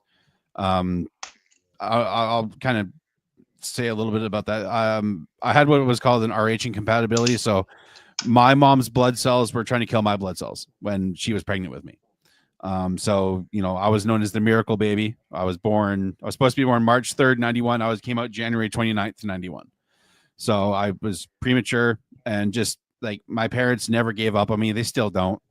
I get to, hopefully soon, I get to, be at work with my dad, which is such a blessing. And just them, my dad always putting on Trucks and Tractor Power when I was a kid, or, American Sports Cavalcade. And I got also give another shout out to my wife, Stephanie. She has been my rock over the last 3-4 years since we've been together and married for 2. And she's put up with so much of my shenanigans with monster trucks, like, willing to sleep in our van, with just a double mattress in the back of our van. Oh, John Seesaw, what's going on, John? We gotta get him back on because we haven't had him on. Haven't had him on in a few years. So, John, we need to set something up and get you back on there, man. But as I was saying, like, shout out to my wife, because like we have slept in the back of our van in the summer, with a double mattress, or she'll just she's down for adventuring with me, and even if it's at a monster truck show, like she puts up with my autistic monster truck loving self. And I'm a blessed man. It's just in general, like, life is so amazing. And I just can't wait to see what we're going to do next with this thing. And you guys are along for the ride, the same as us. Sometimes we don't know what's going to happen, and that's for certain. And I never thought in a million years that the dream I had to start this 10 years ago would still to continue like it is now. And I it's so cool. And I can't wait to see where it leads. I hope more opportunities. And like I said with Joe, the goal is still to squeeze my fat ass behind the wheel of a race truck, and that dream will never die. I think we could set something up as long as you can drink 2 gallons of eggnog. Okay, if I have to drink eggnog, okay. Here's the stipulation. Okay, if I could drink the eggnog, I can do a racing pass and like a skyway or something. I can't just put it around. If I'm drinking 2 gallons of freaking eggnog, I got to be able to open it up a little bit. If anyone in the monster truck industry is willing to do something to get this boy mostly in Canada, so hopefully maybe you could set something up. I will fly down to the States for this. I am not joking. I'm planning this year on losing weight. Okay. It's a goal of mine. I want to be down to around 250 pounds. It's going to take a lot. I'm about 350 right now. Okay. But I that's too much. Too much what? Too much eggnog or what? Levi. Shout out to Levi. Awesome dude. Got to meet at World Finals finally. But some way, somehow, I don't care. I'm going to get behind the wheel of a race truck to achieve that ultimate dream of mine. If you want to help me make it happen, so be it. If I just, it's been my goal. I get to see so many of my friends do it. And, I'm so proud of Cheech and Preston Perez and all my friends that have gotten the chance to drive a race truck and do it, because they're living proof that your dreams can come true. And I hope to be, it's the goal. It's the ultimate goal in my life. That's like, if there's one thing on the top of my bucket list, it's that right there. Because I've already met John Forrest and I've already met Jan Chichagosh. So John Forrest, Dan Chichagosh. So hold on. No, John Forrest, Dan Chichagosh, right there. In your eyes? Oh my eyes, John Forrest is right there. Cheech is not even on the screen. It's actually my hands below the table that I'm using right now as a stand. That's how much. I don't know. That's just me. I mean, John Force. You met John Force. I never did. Dude, You know, like I wish I that. did. I still remember, like, it was Bristol 2000. Oh, okay. 3 to 4. Okay. I get you. I get you, Levi. Okay. I see you. I see you, bud. I see you. Okay. Okay, We'll, we'll, we'll, we'll, let's go with 10 gallons of eggnog and a stomach suction, and then we can go and talk. yeah. I'll need a freaking stomach pump for that one. Okay. By the way, I before we watched go, a show, and it was from 1982 called something something Stir Brew. It's a Canadian comedy Strange group with Brew. Strange Brew. Good day, eh? My name's Doug. From This is my brother Bob. Brother Mackenzie's, eh? Oh, dude! If yeah, you've never watched Strange and there's Brew, a scene.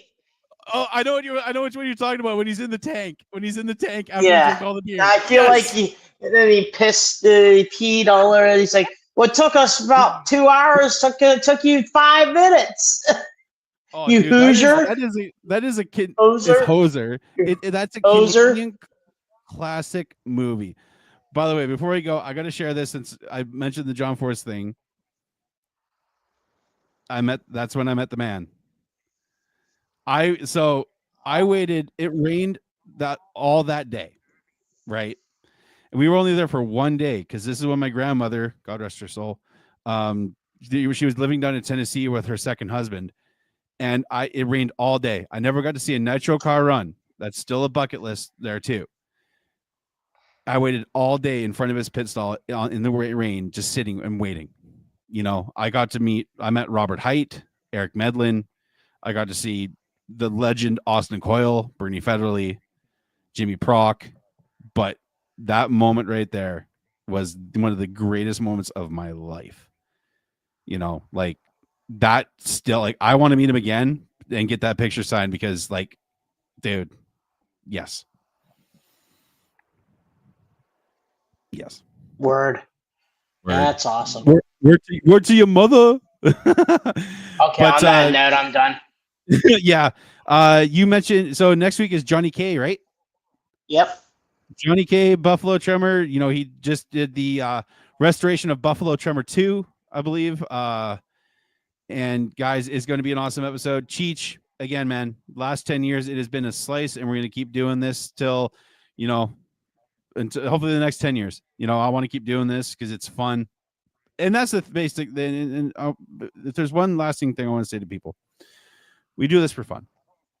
You know, we do this because we're fans of the sport. You know, first and foremost, that is, and Cheech mentioned it earlier, even though that he works in the industry, he's with one of the top teams, he gets to drive, he's still a fan.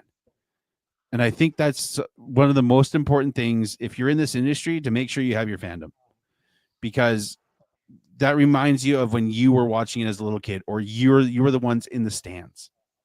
Keep that passion no matter what.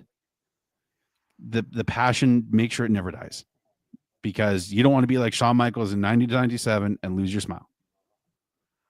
Yep. Yeah, you don't want to lose your smile. By that time, you know, it's time to step down and move on and go somewhere else. Because there's going to be people there that have not the same attitude as you do, and they want to see you goes down because you're as happy as they are. You're going to have that in every single job that you're part of. Always try to stay positive and love what you do, because remember, strive for yourself. Those people are going to jump off the train of yours no matter what, and just keep on finding your path. And that's all that matters, and that's how you do, is push and prevail and pursue and never quit, but also respect and understand what you have to do. Always, you know, when you first learn the mistake that you first made is a learning lesson. Learn that so you don't make it a mistake again. And that's what I try to do, is not make the same mistake twice. So we'll go from there. And then we keep on pushing this. Like Brad said, this is coming out for our end and stuff like that. And but I can't thank enough J Concepts. We do some small stuff to help out people like Bryce Kenny and then Mike Walsh and stuff like that. But J Concepts gave us a discount code for that. Hall Brothers Racing helped us out with paying for the decals that you put on the trucks and stuff like that. Do thank them for that. J Concepts for the 15% off. Colby Marshall doing our intro video. We try to push his product, MTRC, because he's a busy man. He's the guy that does a lot of the behind the scenes for Toughest Monster Truck Tour. All what goes on there. He took his time to make those intro videos. Nick Davis and Back Channel Productions, Monster Truck Attitude, Steve Jones. Those guys take their time to put our product on their shows. And we get people to show in. Steve really been pushing it. He even made a personal commercial himself to try to get the people to watch this podcast. And so with that, we bought into his downhill monster truck racing series, which I think it's kind of like fantasy football a little bit. He's controlled with, we need to get you on, Ross. Yes, we need to figure out how to get you on. Yes, Ross, message you either me or Cheech, and let's get that going, dude. Okay. We need to get you on and talk about, the Monster Blog and how you got into the industry, being one of the premier independent announcers in the monster truck world. Is really cool to have. But like I said, thank you to all the people that have done that stuff. Like I said, with Steve Jones and, Nick Davis, those guys really helped out, and Mark Warner, and Justin Stories. I know some stuff is going on with Justin, but he would still help this podcast out. And, and some of the people that have spent their money on some of our products. I know Mike Hedman has done that. I also love to thank, a couple of Bailey Shea. I'm trying to think of who else. A couple other people, Zach Garner and them supporting our podcasts and stuff like that with our clothing and stuff. Much obliged. Thank you once again, guys. Go to our spread shop, help support some love and show some love and buy some stuff. I know it takes a long time to sometimes get that, but the items are not false. The items are not fake. I personally own some. Brad owns some, and they do it. So, and then I also want to thank 6B, because 6B makes our crew shirts and our hoodies, some flags, but they also make it for everyone, and all you have to do is contact me and Brad, and then they'll make the items for you. I mean, they give us a hell of a deal to help that. New design with the 10th anniversary logo, the TNT inspired logo. If you guys didn't really kind of notice it, new stuff coming out soon. Hoping to work with Chris over there at 6B with some flags. Like I said earlier, I want to get some teams running our flags. I think that'd be really cool. And, just it's so cool, guys. Like, I love this, man. Like, and again, thank you, Cheech, for being along with me through all the crap that we've gone through in the last 10 years. I appreciate you, brother. And like, it's so cool, guys. Like, we're gonna kill it this year. Like, like I said earlier, the ideas I have in my head, like, dude, y'all aren't ready. Okay.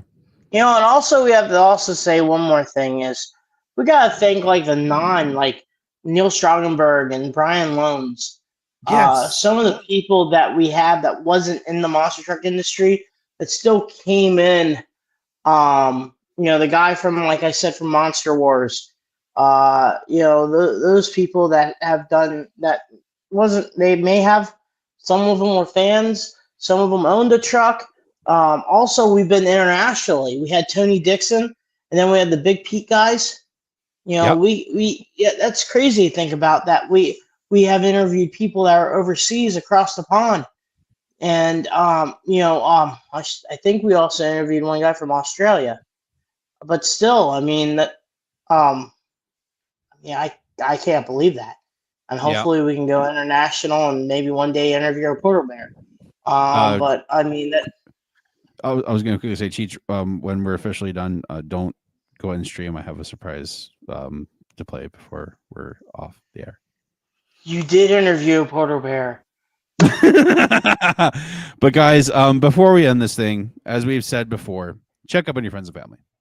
Mental health is a very serious thing. You know, I struggle with it. You know, I'm going back on medication soon. I'm going to give it a shot again. And if you're struggling, going through anything, message me or Cheech, message anybody. I don't care who it is. You are not alone in this world. It's okay to not be okay. And we want you here on this. We'll leave the light on for you. Yep, we'll leave the light on the porch. The coffee's on, cold beer, whatever you need. We are here. And because we love you guys, we want you guys to succeed in life. And if the first step is messaging somebody saying, hey, I'm not doing okay, it'll help your life. Trust me, I've done it. And, you know, as somebody that has attempted suicide, getting help was the greatest thing I ever did. Because look at me now. I'm a married man. I'm happy. I'm content with my life. If I can get through the issues and the crap that I've had to go through, you can too. You know, and I'm still a mess. I'm not going to lie. I'm not perfect. I'm still a stinking mess. But, you know, it's just, it's crazy. Anything you also want to say, Cheech, before we end this shindig off, my friend? Well, one gentleman, Matt Stoltz, he says he probably has the lowest viewings of any other person in our podcast, which I don't know the numbers, and I don't think that's true. But he was a very, very big push for donating blood on the another podcast called Retro Monster Truck Review by Josh Rhodes. You haven't had a chance to go see that. They go bit by bit of every kind of historic monster truck footage of the world. And it's pretty cool to see. So go take a look at that if you have a chance. It's on Spotify and iTunes. Retro Monster Truck Review. But donate blood. Try to keep everything in check. Another thing for me, also, so go to your central blood bank, United Red Cross. Someone needs in the hospital. Someone needs that. And maybe you are the type that can help that. So go help donate. I mean, the person from Poland donated to help Brad Shipper from Against the Grain Monster Truck. They'll still be around. And, so donate. It really helps out. And also, one more thing is I still put this in, you have pets, this weather, it's not just be Christmas time, but half the United States got hit pretty hard with this cold weather. There's animals outside. I don't know why my phone keeps on doing that, but making loud noises. That's the way Crush This works. Noise. But bring them inside. The weather's not right now being helpful, and they need a home. So go there and go. If you're looking for an animal, go to your local animal shelter, and there's maybe something like you said. May not just be us helping you out. Maybe that dog or cat can help you out and change your life around. So go to your local one, and they will be able to cover fees for you, not fleas, but fees and all that jazz, and be at home. 100%, guys. Well, remember, Cheech, don't end stream once I take us off the screen, guys. Now this word says end. Guys, thank you for all the love and support. Until next week with John Kosniewski, as we said for the last 10 years, keep the rubber side down and the shiny side up, everybody. Peace.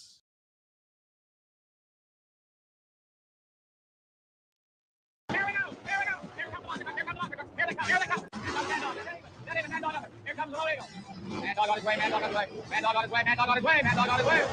And Mad Dog is going to win it. Your winner, Mad Dog.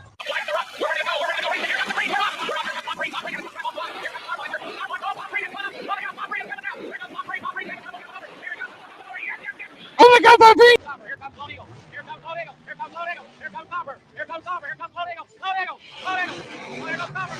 Ow, ow, ow. Hit him. Here we go. Bob Reed got up with a full start. Here comes Nightmare. See him. Take a lead. Here comes Bob Reed. Here comes Bono. Bob Reed. Here comes Bob Reed Walker. Look at see him. Up over. See him. Mr. Car. Oh, I don't know. Here comes Mad Dog. On the way. Oh, Mad Dog really coming hard. Here comes Crystal Crusher. Mad Dog is on top of him. Here comes Crystal Crusher. Here comes Mad Dog. Crystal Crusher's gonna win it. Crystal Crusher's gonna win it. Mad Dog, you're right on his heels. Alien's got Rob. Oh, Alien's overcharging. Oh, Alien's on fire. Alien's got a hot engine. Oh, my word. Here comes Terminator against Mad Dog. Here comes Terminator Mad Dog. Terminator Mad Dog. Mad Dog is in the lead. Mad Dog is in the lead. Here comes Mad Dog. Mad Dog is in the lead. Here comes Indiana against Indiana. Here we go. We're on the line. This is the start for both trucks. Here comes Nightmare. Here comes Crystal Crusher. They're running right now. Here comes Nightmare. Here comes Crystal Crusher. Nightmare's on it. Nightmare's on it. Oh. Nightmare. Chevrolet with that. Red one. Red one. Nightmare. Red one. Nightmare. Red one. Nightmare. Got over. Oh, Red one. In the final. Terminator Rambo. Rambo on the inside. Terminator on the outside. Rambo. Here we go. Terminator Rambo. Oh.